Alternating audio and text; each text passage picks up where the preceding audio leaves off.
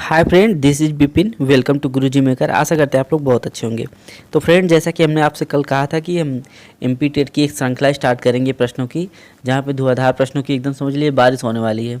आज इस टॉपिक पे मान चलिए हम लोग लगभग 100 क्वेश्चन करेंगे, और इस 100 क्वेश्चन में इतना तो आपको भरोसा हो जाएगा कि इस टॉपिक से कोई भी क्वेश्चन आएगा तो आप आसानी से टैकल कर पाएंगे।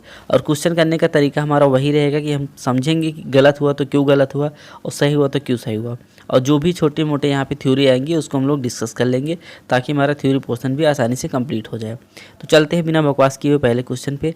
पहला क्वेश्चन है, जैसे जैसे बच्चा बढ़ता है वह डैश को विकसित करता है। किस चीज़ को विकसित करता है, आपसे ये पूछा है। तो बच्चा जैसे जैसे बढ़ेगा क्या वह उदासीन हो जाएगा? बिल्कुल नहीं। बच्चा और एक्टिव हो जाता है, बच्चा खेलने कूदने लगता है, हाथ पैर फेंकता है। तो उदासीनता तो बिल्कुल नहीं होगा, ना ही उसके अंदर अनिच्छा आएगी। अनिच्छा की तो चांस ही नहीं, क्योंकि बच्चा जैसे जैसे बड़ा होता है बहुत सारे क्वेश्चन करना पुटअप करता है, तो अनिच्छा भी नहीं होती है। यहाँ पे बात आएगी आवश्यकता की, तो आवश्यकताएं बढ़ती हैं। तो जैसे जैसे बच्चा बढ़ता है वह आवश्यकताओं को विकसित करता है। यही आपका ऑप्शन सही हो जाएगा। इस क्वेश्चन की अगर हम बात करें, आप दिए वृद्धि और विकास के संबंध में गलत कथन का चयन कीजिए। तो पहला ऑप्शन है, वृद्धि संकीर्ण है और क्योंकि वृद्धि की नींव विकास की अवधारणा का एक भाग है। बिल्कुल सही है। वृद्धि संकीर्ण होती है, कुछ समय बाद जाके रुक जाती है, और हमारा डेवलपमेंट जो है हमेशा चलता रहता है, और वृद्धि ही विकास की नींव होती है।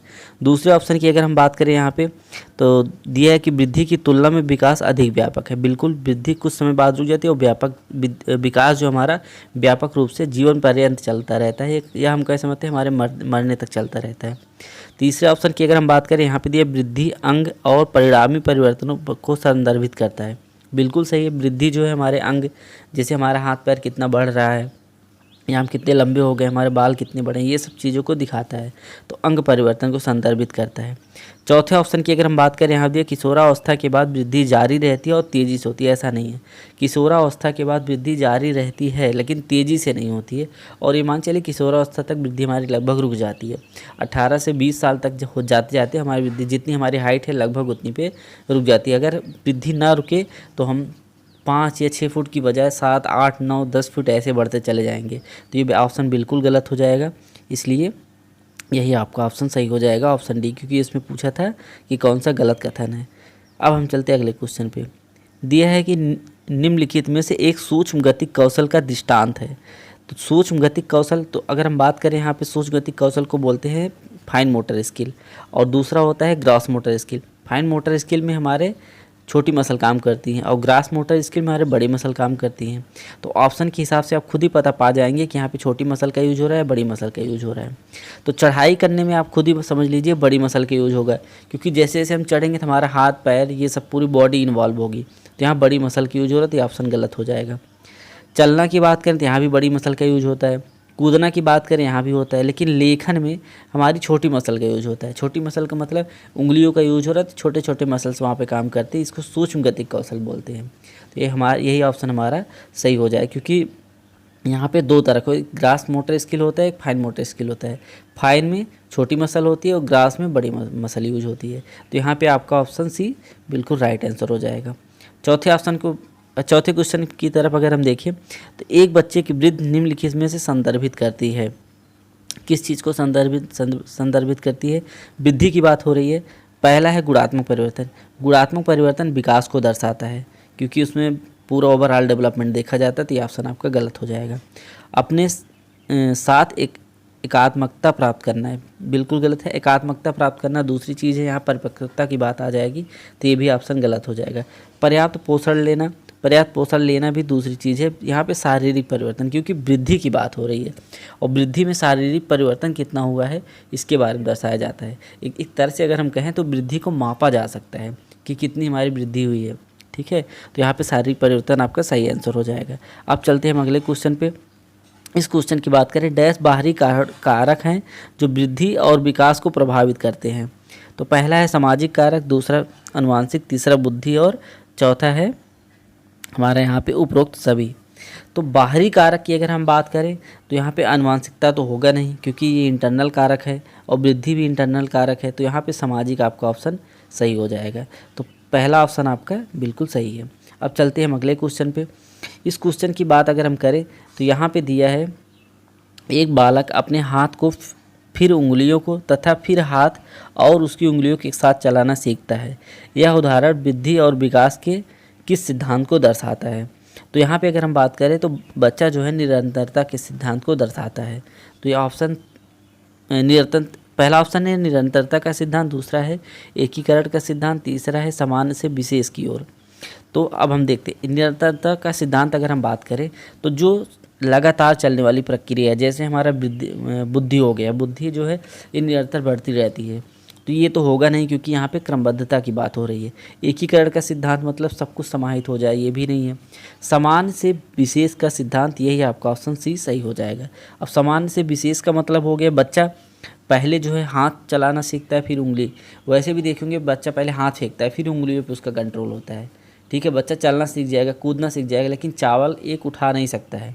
क्यों? क्योंकि उसकी छोटी मसल बाद में डेवलप होती हैं।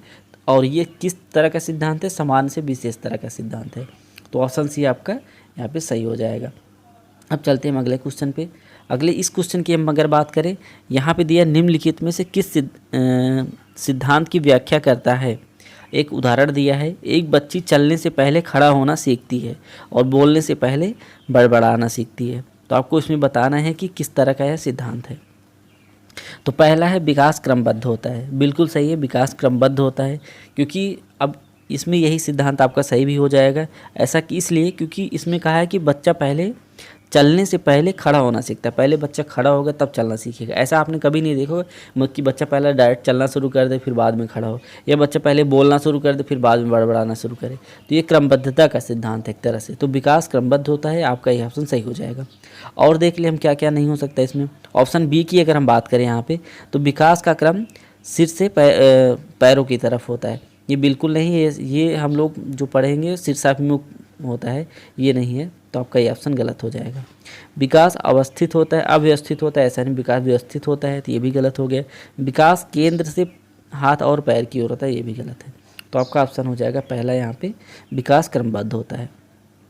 अगले क्वेश्चन की अगर हम बात करें, यहाँ पे दिया है कि बाल विकास के पक्षों में निम्नलिखित किन क्षेत्र में शामिल है? तो बाल विकास की अगर हम बात करें, यहाँ पे कौन सा क्षेत्र शामिल है? शारीरिक एवं गतिक विकास, ये भी शामिल है। संज्ञात्मक विकास, ये भी शामिल है। और यहाँ पे दिया है भाषिक विकास, तीनों शामिल है। तो यहाँ पे उपरोक्त सभी आपके ऑप्शन सही हो जाएंगे। आप वैसे ही समझ पा रहे होंगे कि ये इसमें कौन सा ऑप्शन सही होगा। 9वें क्वेश्चन की बात कर दिया के अनुसार किशोरावस्था तनाव और तूफान की अवस्था है। किशोरावस्था को तनाव एवं तूफान की अवस्था किसने कहा है? ये स्टैनली हॉल ने कहा है। देखो ये फैक्चुअल क्वेश्चन है तो इसमें ज़्यादा हमको कुछ सोचना नहीं है। स्टैनली हॉल ने कहा है कि तनाव एवं तूफान की अवस्था हमारी किशोरावस्था होती है। तो अब अगले क्वेश्चन पे चलते हैं। अब यहाँ दिया है कि डैश वर्ष की आयु तक ऐसा लगता है कि बच्चों में कम से कम 4 क्षेत्रों में आत्मनिष्ठा का निर्माण हो गया है। तो ये कब होता है? तो 5 से 6 साल के बच्चे में इतनी सारी चीज़ें नहीं आ पाती हैं, लेकिन 6 से 7 साल के बच्चे में ये चीज़ें आ जाती हैं। तो आपका ऑप्शन यही सही हो जाएगा। तो यहाँ पे पूछा का, अब देखो यहाँ पे दिया कि चारों क्षेत्रों का मतलब क्या हो गया? चाहे फिजिकल डेवलपमेंट की बात कर लें, चाहे कॉग्निटिव डेवलपमेंट की बात कर लें, चाहे हम सोशल एंड इमोशनल डेवलपमेंट की बात कर लें, वही चारों क्षेत्रों की बात का है। तो ये 6 से 7 सालों में आ जाता है। अब चलते हैं अगले क्वेश्चन पे। इसमें दिया है डैश परिवर्तन एक बालक के कार्य या चरित्र के गुणात्मक परिवर्तन लाते हैं। किस तरह का चीज़ होता है? तो तब ये चीज़ें होती है, ये चीज़ आपसे पूछा गया है यहाँ पे। तो पहला है शारीरिक परिवर्तन। अगर शारीरिक परिवर्तन होता है तो उससे हम बच्चे के कार्य और चरित्र का परिवर्तन पता नहीं लगा सकते हैं, ये गलत हो जाएगा। आपका पहला ऑप्शन गलत हो जाएगा। दूसरे ऑप्शन की अगर हम बात करें, यहाँ पे एक सेकेंड, थोड़ा सा इशू आ रहा है। दूसरे ऑप्शन की बात करें यहाँ पे हम, तो ये तो गलत हो गया। दूसरे ऑप्शन की बात करें भौतिक परिवर्तन तो बिल्कुल नहीं होगा। सांस्कृतिक भी नहीं होगा। यहाँ पे विकासात्मक परिवर्तन, अगर विकासात्मक परिवर्तन हो रहा है बच्चों के अंदर तो कार्य और चरित्र दोनों को हमें पता लगाया जा सकता है। तो यही आपका ऑप्शन सही माना जाएगा। अब चलते हैं अगले क्वेश्चन पे। यहाँ पे दिया है कि किशोर छात्रों के साथ काम करते समय एक शिक्षक निम्नलिखित में से कौन सा सबसे अच्छा तरीका अपना सकता है? तो पहला ऑप्शन है आनत समतल एवं पहाड़ी बनाए, ये बिल्कुल गलत है, ऐसा नहीं हो सकता है। बच्चों को क्रमबद्ध संचालन का अनुभव, देखो कोई चीज़ क्रमबद्धता से नहीं सिखाई जा सकती है। देखो विकास जो है ये क्रमबद्ध हो सकता है, लेकिन कोई चीज़ सिखाया नहीं जा सकता। क्यों? क्योंकि कुछ चीज़ें होती है, कोई बच्चा पहले सीख जाता है और कुछ चीज़ें बाद में सीखता है, तो कोई फिक्स नहीं होता है ये, तो क्रमबद्धता यहाँ पे नहीं सिखाया जा सकता, ये गलत हो जाएगा। तीसरे ऑप्शन की बात करें, एक समस्या प्रस्तावित करें और छात्रों को परिकल्पना बनाने के लिए आमंत्रित करें, बिल्कुल सही है। उनको एक कंडीशन दीजिए और कंडीशन को देखिए कि बच्चा किस तरह से उसको टैकल कर रहा है, तो ये ऑप्शन आपका सही माना जाएगा। तो ऑप्शन सी आपका राइट आंसर है। अगले क्वेश्चन की बात करें, यहाँ दिया है बच्चे की वृद्धि में मुख्य रूप से किस से संबंधित है, तो यहाँ पे कौन सी चीज़ सबसे इम्पॉर्टेंट आपको ये बताना है। तो वृद्धि की जहाँ बात है वहाँ बिना सोचे समझे आप शारीरिक विकास लगा दीजिए, सही हो जाएगा, क्योंकि वृद्धि में शारीरिक विकास की बात हो रही है। और जहाँ डेवलपमेंट की बात है तो वहाँ पे ओवरऑल डेवलपमेंट की बात होगी, तो वहाँ पे सारी चीज़ों को देखा जाएगा। तो यहाँ पे शारीरिक विकास आपका बिल्कुल सही आंसर हो जाएगा। अब चलते हैं हम अपने अगले क्वेश्चन पे। इस क्वेश्चन की बात करें, आप दिया कि निम्नलिखित में से कौन सा विकास के बारे में गलत है, तो आपको गलत यहाँ पे चूज करना है। तो पहला ऑप्शन क्या है, विकास प्रतिरूप में विशिष्ट पूर्वानुमानित विशेषताएं होती है, बिल्कुल कहा जा सकता है, क्योंकि विकास जो है आप किसी हद तक अनुमान लगा सकते हैं, हाँ इस तरह से होने वाला है। दूसरा ऑप्शन क्या है, विकास का लक्ष्य आनुवंशिक क्षमता की प्राप्ति है, ये भी सही है आपका, ठीक है। तो ऑप्शन के हिसाब से ये सही है, लेकिन हमसे पूछा गलत कौन सा है। तीसरा ऑप्शन क्या है, विकास के क्षेत्र में संभावित खतरों से मुक्त होता है, ऐसा नहीं है, यहाँ पे खतरे बहुत सारे होते हैं, बच्चा बिगड़ सकता है, बच्चा किसी बुरी संगत में आ सकता है, बच्चा गलत संगत में आ सकता है, तो ये ऑप्शन आपका गलत हो जाएगा और आप क्वेश्चन के हिसाब से ये आपका ऑप्शन सही हो जाएगा। तो ऑप्शन सी आपका राइट आंसर है। अब चलते हैं अगले क्वेश्चन पे। यहाँ पे दिया है कि डैश न्यूनता वाली बीमारियों का कारण बन सकती है जो बच्चे की वृद्धि और विकास में प्रतिकूल परिवर्तन डालता है या प्रभाव डालता है। तो यहाँ पे अगर आपसे पूछा जाए तो पहला है मानसिक बीमारी। देखो मानसिक बीमारी से प्रतिकूल परिवर्तन तो पड़ सकता है, लेकिन ओवरऑल डेवलपमेंट में नहीं पड़ेगा, ठीक है। मानसिक, क्योंकि अगर देखा जाए जो स्टीफन हॉकिंग थे उनका मानसिक परिवर्तन एकदम मानसिक संतुलन या शारीरिक डेवलपमेंट बिल्कुल जीरो था, लेकिन दिमाग उनका बहुत तेज चलता था, तो ये गलत हो जाएगा आपका ऑप्शन, इससे नहीं होगा। एनीमिया, खून की कमी से कोई मतलब नहीं है। कुपोषण से हो सकता है, अगर बच्चे को सही से खान पीन नहीं रहा, सही से उसका खाना पीना नहीं मिला, जो न्यूट्रिशन चाहिए वो नहीं मिला, तो उसकी ओवरऑल डेवलपमेंट पे प्रभाव पड़ेगा। तो खाना पीना बहुत इंपॉर्टेंट होता है छोटे बच्चों के लिए, इसलिए बहुत सोच समझ के खाना पीना खिलाना चाहिए। अगले क्वेश्चन की बात करें, वृद्धि किसे संदर्भित करती है, तो पहला है मात्रात्मक परिवर्तन, दूसरा है गुणात्मक परिवर्तन। तो देखो अगर जहाँ डेवलपमेंट की बात होती तो यहाँ पे गुणात्मक परिवर्तन की हम बात करते, लेकिन यहाँ पे बात किसकी हो रही है, वृद्धि की बात हो रही है, तो यहाँ पे हम लोग मात्रात्मक परिवर्तन की बात करेंगे। क्यों, क्योंकि यहाँ पे कितने, जैसे हम बताएं ना, वृद्धि का मतलब कितना डेवलपमेंट हुआ, कितना विकास हुआ है, वृद्धि का मतलब कितना ग्रोथ हुआ है। जैसे कोई इंसान 4 फीट का हो गया, कोई इंसान 5 फीट का हो गया, तो उसको मात्रात्मक है, उसको नापा जा सकता है, ठीक है। तो ये हो गया, तो ये यहाँ पे हमारा पहला ऑप्शन सही हो जाएगा। अगले क्वेश्चन की तरफ अगर हम बढ़े तो यहाँ निम्नलिखित में कौन सा अभिवृद्धि की विशेषता को दर्शाता है। अभिवृद्धि, वृद्धि क्या है या अभिवृद्धि क्या है, एक ही बात है, उसकी विशेषता को दर्शाता है। तो पहला हो जाएगा मात्रात्मक पक्ष, ठीक है, ये सही हो जाए, ये हमारा सही है, सही क्योंकि नहीं है यहाँ पूछा आपसे, तो मात्रात्मक पक्ष है, सही है। मापनीय नहीं है, बिल्कुल यही ऑप्शन आपका सही हो जाएगा। क्यों, क्योंकि मापनीय होता है, वृद्धि को मापा जा सकता है। हम बताए ना कि कोई इंसान कितने लंबा हुआ है या उसकी उंगलियां कितनी लंबी है, इसको मापा जा सकता है। तो वृद्धि क्या होता है, मापनीय होता है, और यहाँ पे दिया कि वृद्धि मापनीय नहीं होता है, और आपसे नहीं पूछे तो आपका ऑप्शन भी राइट आंसर हो जाएगा। अब चलते हैं हम अपने अगले क्वेश्चन पे। इस क्वेश्चन की अगर हम बात करें, यहाँ दिया है कि वह विधि जिससे किसी व्यक्ति को उसकी वृद्धि के दौरान एवं परिवर्तनशील अवधि के लिए समान व्यक्ति का अवलोकन कर मापन करने हेतु अध्ययन किया जाता है। तो यहाँ पे बहुत सारी विधियाँ दी गई हैं, मिश्रित विधि, अद्वैत विधि, पार अनुभागीय विधि, और चौथा है विस्तारित विधि। अगर इस क्वेश्चन की हम बात करें यहाँ पे, तो आपका हो जाएगा अद्वैत विधि। अब देखो सब फैक्चुअल क्वेश्चन है, तो इस पर ज़्यादा डिस्कस नहीं करते हम लोग, यहाँ पे अद्वैत विधि सही हो जाएगा। अगले क्वेश्चन की बात करें, यहाँ पे दिया डैश ऊंचाई और आकार के मापने में मापनीय इकाई है। अब देखो किस चीज़ को मापा जा सकता है, आप सिर्फ इतना समझो, मापा सिर्फ और सिर्फ वृद्धि को जा सकता है, तो यहाँ पे ऑप्शन ए आपका राइट आंसर हो जाएगा। परिपक्वता को मापा नहीं जा सकता, विकास को मापा नहीं जा सकता। जैसे विकास की अगर हम बात करें तो किसी का दिमाग कितना बड़ा है, क्या वो कैसे कोई माप सकता है, तो ये मापा नहीं जा सकता, तो यहाँ पे वृद्धि आपका राइट आंसर हो जाएगा। अगले क्वेश्चन की अगर हम बात करें, यहाँ दिया कि निम्नलिखित में से किस संस्कार के तुरंत बाद बच्चे की वृद्धि और विकास शुरू हो जाता है। तो बच्चे का वृद्धि और विकास गर्भाधान के बाद ही, मतलब जैसे ही बच्चा देखा जाए तो जैसे ही बच्चे गर्भ धारण करता है माँ के पेट में, वैसे ही उसका वृद्धि और विकास शुरू हो जाता है। तो ये गर्भाधान, ये क्वेश्चन सबको पता भी होगा, इसलिए यहाँ पे गर्भाधान सही हो जाएगा।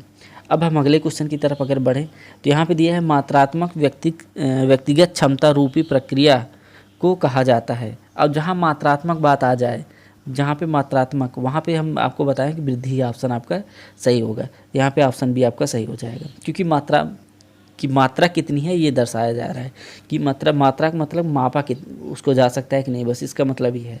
तो बी आपका ऑप्शन सही हो जाएगा। अगले क्वेश्चन की बात करें तो दिया है कि सिर की वृद्धि होती है पैरों की वृद्धि से पहले, पैरों की वृद्धि के बाद में, पैरों की वृद्धि के साथ साथ, यह होती है पैरों की वृद्धि के पृथक। तो यहाँ सिर की वृद्धि होती है पैरों की वृद्धि से पहले, जिससे उसको हम सेफालोकाइडल बोलते हैं या शीर्षाभिमुख बोलते हैं। तो पहले यहाँ पे सर बढ़ता है, उसके बाद यहाँ पे पैरों की वृद्धि होती है। ठीक, तो पैरों की वैसे भी आप देखेंगे बच्चा पहले अपना सर इधर उधर मूवमेंट करता है, बाद में हाथ पैर मारना शुरू करता है। ठीक, तो यहाँ पे पहला ऑप्शन ही आपका सही हो जाएगा। अब अगले क्वेश्चन की अगर हम बात करें, दिया है थोड़ा सा यहाँ पे डार्क हो गया है, लेकिन आप समझ सकते हैं, ज़्यादा कुछ है नहीं इसमें। अब वृत्त के संदर्भ में क्या सही नहीं है। अब आपसे यहाँ पे नहीं पूछा है तो आपको बताना है। यहाँ पे पहला क्या है,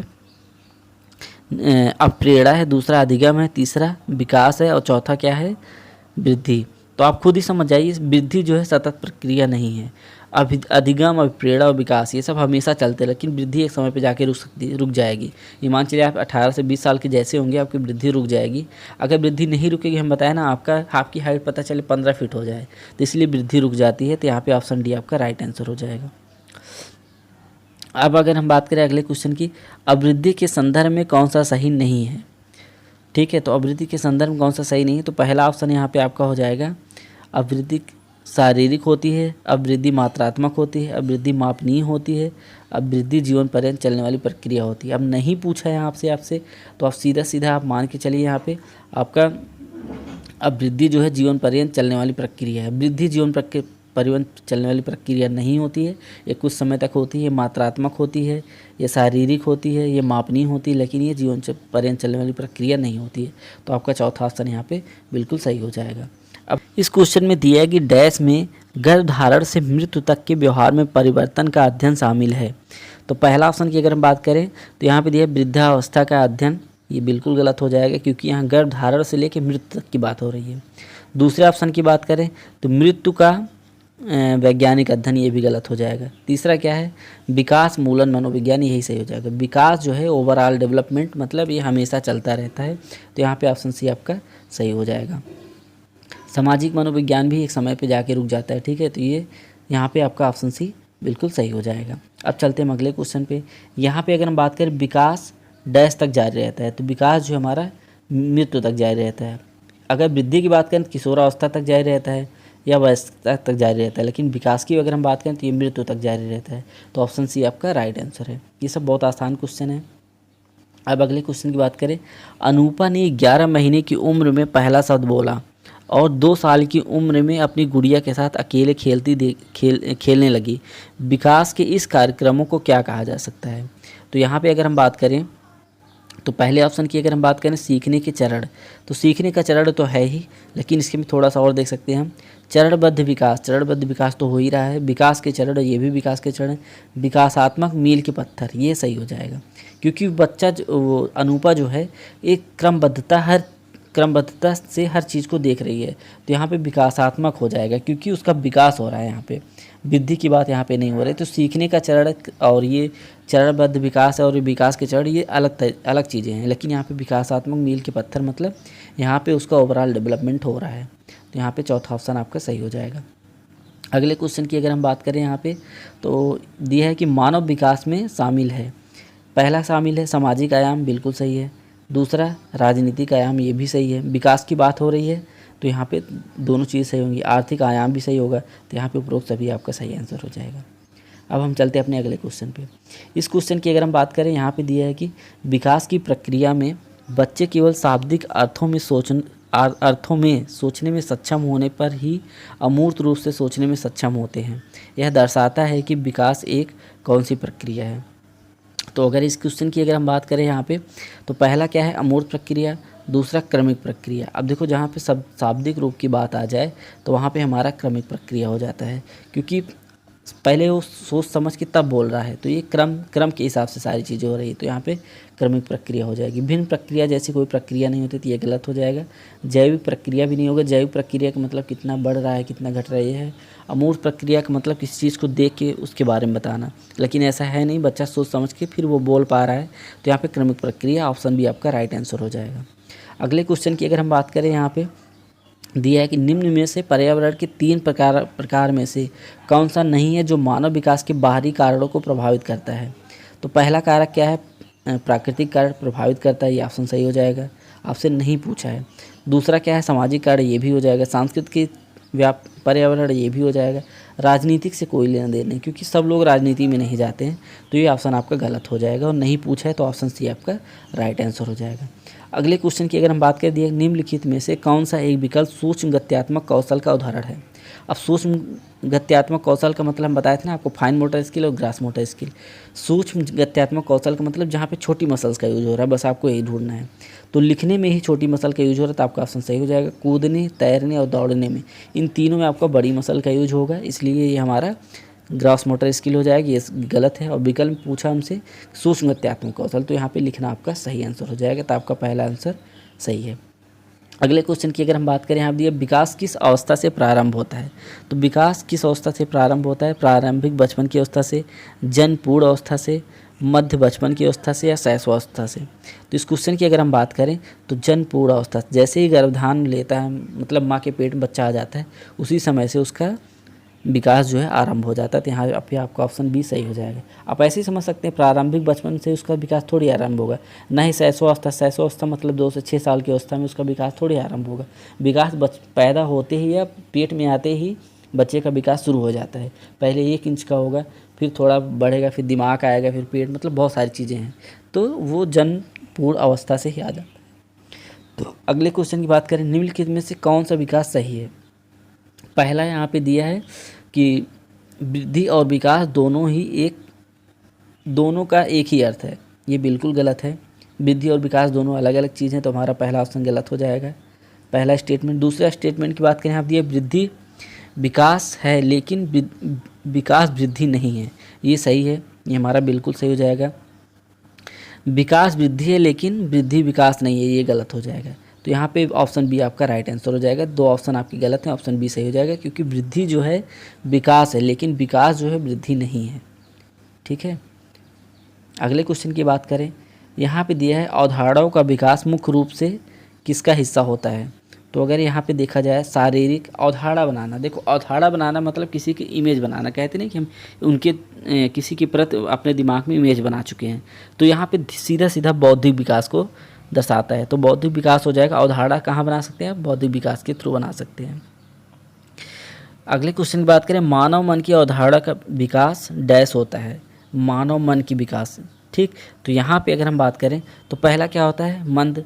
देखो सबका दिमाग मंद नहीं होता, तो ऑप्शन गलत हो जाएगा आपका। सक्रिय होता है, सबका सक्रिय भी नहीं होता, लेकिन क्रमिक होता है, हर चीज़ क्रम से होती है। ऐसा नहीं कि आप 5 साल की उम्र में 25 साल के बच्चे या 25 साल के वयस्क आदमी की तरह सोचना शुरू कर देंगे, तो क्रमिक होता है, ऑप्शन सी आपका राइट आंसर हो जाएगा। अब हम चलते हैं अपने अगले क्वेश्चन पे। इस क्वेश्चन की अगर हम बात करें, आप दिया कि निम्नलिखित में से एक कथन विकास के बारे में सही है, मतलब 3 गलत है, 1 सही है। पहला क्या है, विकास जन्म से किशोरावस्था तक आगे की तरफ बढ़ता है और फिर पीछे की तरफ, ये गलत हो जाएगा। विकास जो हमेशा बढ़ता रहता है, तो ये गलत हो जाएगा आपका पहला ऑप्शन। दूसरे ऑप्शन की बात करें, विकास परिवर्तन एक सीधी रेखा में होता है, सीधी रेखा में नहीं होता है, वो कभी भी ऊपर नीचे होता रहता है, तो ये विकासात्मक परिवर्तन, ये गलत हो जाएगा, ये भी ऑप्शन आपका। तीसरा क्या है, विकास भिन्न व्यक्तियों में भिन्न गति से होता है, बिल्कुल सही है। विकास जो है भिन्न व्यक्तियों में, यही तो व्यक्ति भिन्नता है। विकास जो है हमेशा फिक्स नहीं है कि अगर कोई बच्चा 5 साल में मान लो 4 फीट का हो गया, तो दूसरा बच्चा भी 5 साल में 4 हो सकता है, 3 फुट का हो सकता है, 5 फुट का हो जाए, ठीक है। हालांकि 5 साल में नहीं होंगे, लेकिन 10 साल की अगर हम बात करें तो वहाँ पे अगर 4 फीट का, मान लो 10 साल में 4 फीट का बच्चा हो गया, तो दूसरा बच्चा जरूरी नहीं कि 10 साल में 4 फीट का हो सकता है, 3 फुट का हो, 3.5 फुट या 5 फीट भी हो सकता है, ठीक। तो यहाँ पे यही चीज़ है, तो हर व्यक्ति भिन्नता यहाँ पे यही दर्शाता है कि विकास भिन्न व्यक्ति में भिन्न गति से होता है। तो ऑप्शन सी आपका राइट आंसर हो जाएगा। अगले क्वेश्चन की बात करें, सतत एवं संचयी प्रक्रिया है। सतत एवं संचयी प्रक्रिया है, पहला क्या है वृद्धि, दूसरा विकास।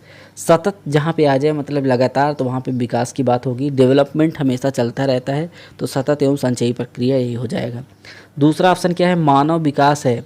मानव विकास की बात हो रही है, तो यहाँ पे मात्रात्मक नहीं आएगा। क्यों? क्योंकि मात्रात्मक कौन सा हमारा होता है, हमारा फिजिकल डेवलपमेंट होता है, जिसको वृद्धि बोलते हैं। तो यहाँ पे गुणात्मक हो जाएगा।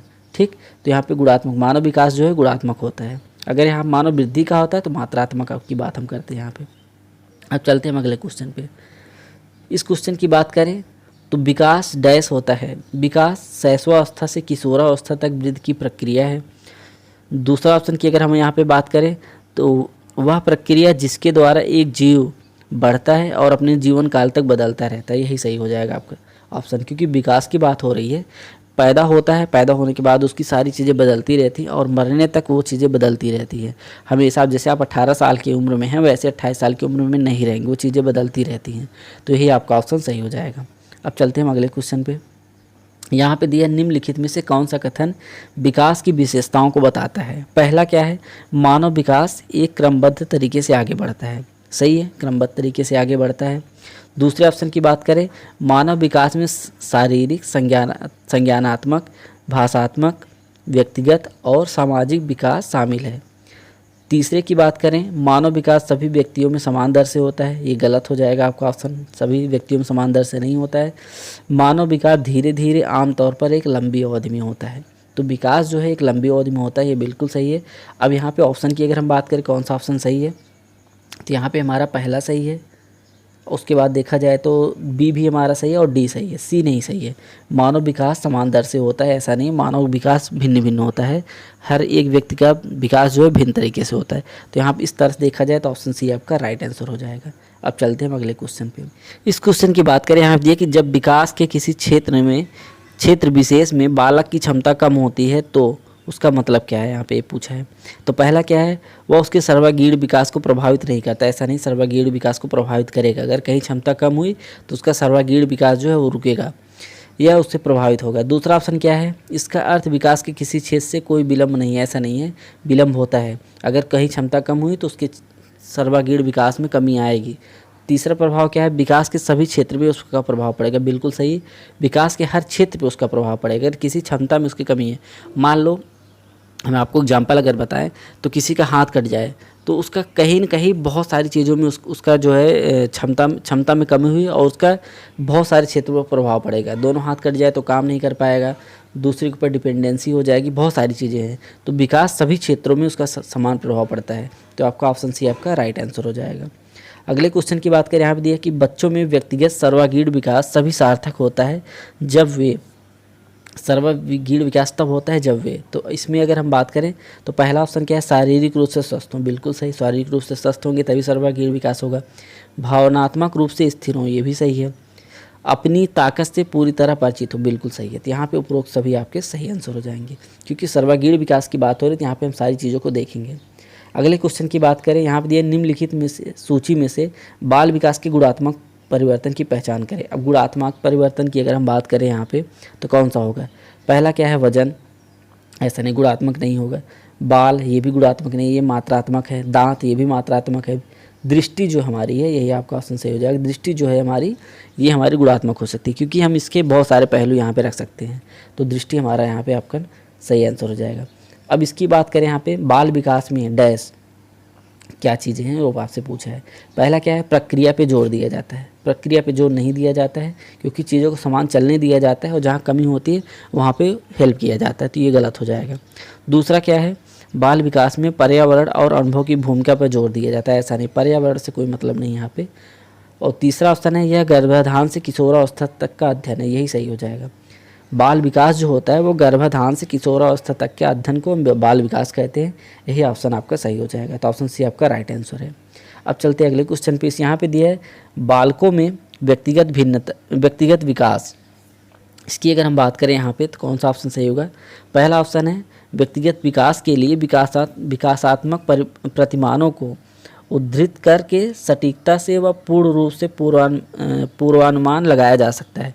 देखो सटीक रूप से पूर्वानुमान नहीं लगाया जा सकता है, हाँ एक हल्का फुल्का उस पर हम अनुमान लगा सकते हैं, लेकिन सटीक रूप से नहीं लगा सकते, इसलिए ऑप्शन ये गलत हो जाएगा।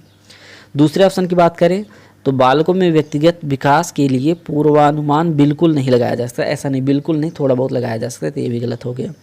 इसमें दिया है बालकों में व्यक्तिगत विकास के लिए कुछ हद तक पूर्वानुमान लगाया जा सकता है, परंतु सभी बच्चों में विकास की दर अलग अलग होती है, यही सही हो जाएगा। कुछ हद तक हम लगा सकते हैं क्योंकि हर बच्चों में विकास की दर अलग अलग होती है, तो यही हमारा ऑप्शन सही हो जाएगा। ऑप्शन सी आपका राइट आंसर हो जाएगा। अब चलते हैं हम अपने अगले क्वेश्चन पे। यहाँ दिया है मानव जात के विकास होता है। मानव जात में विकास जो है वो जीवन पर्यंत होता रहता है, क्योंकि किशोरावस्था में अंत थोड़ी हो जाता है। आप 18 साल की उम्र में उसका अंत थोड़ी हो जाएगा विकास की बात, ये जीवन पर्यंत चलता है, जब तक हम मर ना जाए तब तक चलता रहता है, तो यहाँ पे जीवन पर्यंत हो जाएगा। अब चलते हैं हम अगले क्वेश्चन पे। इस क्वेश्चन की अगर हम बात करें, यहाँ पर दिया है डैश पहले व्यक्ति थे जिन्होंने चरणों को मानव विकास में विभाजित करने का प्रयास किया। कौन से ऐसे व्यक्ति थे, इसमें ये पूछा है जो मानव विकास के चरणों के रूप में विकास किया, तो ये रूसो थे। आप इसको डायरेक्टली, क्योंकि फैक्चुअल क्वेश्चन में ज़्यादा डिस्कस नहीं कर सकते हम लोग, रूसो थे, बस इतना जान जाइए। अगले क्वेश्चन की बात करें, यहाँ पे दिया है कि बाल विकास का अध्ययन क्षेत्र है। कौन सा क्षेत्र होता है बाल विकास के अध्ययन क्षेत्र की अगर हम बात करें यहाँ पे, तो पहला क्या है, व्यक्तिगत भिन्नताओं का अध्ययन। ऐसा नहीं, बाल विकास में व्यक्तिगत भिन्नताओं का अध्ययन करते हैं, लेकिन उतना नहीं करते हैं, ठीक, तो पूरा नहीं होगा लेकिन ये माना जा सकता है। दूसरा क्या है, बाल विकास की विभिन्न अवस्थाओं का अध्ययन, ये सही है बिल्कुल। तीसरा क्या है, वातावरण का बाल विकास पर पड़ने वाले प्रभाव का अध्ययन, ये भी सही है। तो यहाँ पे उपरोक्त सभी आपके ऑप्शन सही हो जाएंगे।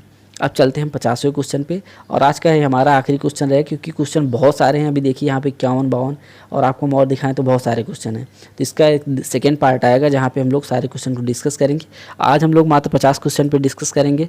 तो आखिरी क्वेश्चन की अगर हम बात करें, यहाँ दिया कि भ्रूण से समान विकास के लिए प्रसवपूर्व पर्यावरण के महत्व को डैश द्वारा दर्शाया जाता है। तो इसकी अगर हम बात करें यहाँ पे, तो ये दिया है थैलिडोमाइड त्रासदी। ये भी फैक्चुअल क्वेश्चन, इसलिए इसको यही याद कर लीजिए, थैलिडोमाइड त्रासदी। तो आज का ये लेक्चर यहीं पे ख़त्म होता है। अब हम लोग नेक्स्ट पार्ट, अभी बहुत बड़ा है, इसमें बहुत सारे क्वेश्चन हैं, हम लोग करेंगे, मान चलिए अप्रॉक्सीमेट 100 क्वेश्चन इस पर हम लोग करने वाले हैं, ठीक है। तो आशा करते हैं जो भी चीज़ें हमने बताई समझ में आई होगी। फिर भी कोई कन्फ्यूजन हो आप हमसे कमेंट बॉक्स में ज़रूर पूछिएगा। ऐसे बेहतर और कम समय में अच्छे कंटेंट के लिए हमारे साथ बने रहें और हमारे चैनल को सब्सक्राइब करें। थैंक यू, जय हिंद।